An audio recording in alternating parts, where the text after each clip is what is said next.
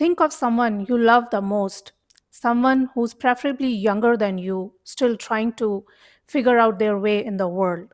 What if they asked you for advice? What message or advice would you give them, distilled and filtered based on your own experiences? What I hear mostly from people about this is usually along these lines. I would tell my kids or loved ones not to be affected by what others think, but to do what brings them happiness. To not chase others and seek approval, but to pursue things that make their heart sing. To live each moment fully. To not be like me, overcautious and stuck in unwanted circumstances. Celebrate life, love yourself and others, be open to love, but don't compromise on your values and self worth. Don't let yourself be manipulated and know that you can achieve anything. This is great advice. We are wise enough to understand that this is how life should be lived by staying open and expansive and not to be bullied and cowered by limiting circumstances.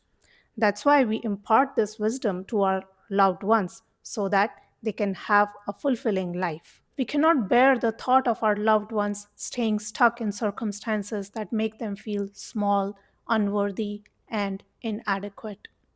But why don't we apply this to ourselves? We clearly have discernment. That's why we offer this impactful message to others. We understand that only by living fully we can enjoy life, but we don't do it ourselves. We are paralyzed by fear.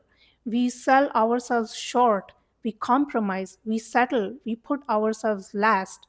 We become martyrs by sacrificing our needs and then wear this suffering as a badge of honor.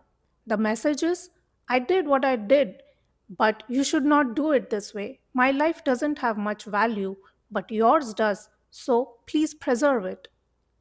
Why put ourselves last? Why make ourselves an example of how things should not be done? A life is a life, whether it is ours or someone else. If we wouldn't want a loved one to squander it, if we wouldn't want them to feel like they are not good enough, then why do it to ourselves? No excuse is good enough. My time was different, my circumstances were different, I am X years old, I don't have that skill or this opportunity. None of that matters. So let's first follow this advice ourselves, value our life enough to live it fully to the extent that we can, not settle, not compromise, not play small.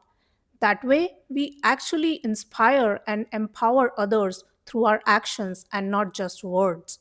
And then we can tell others, look at me, this is how you should live your life. Thanks for watching.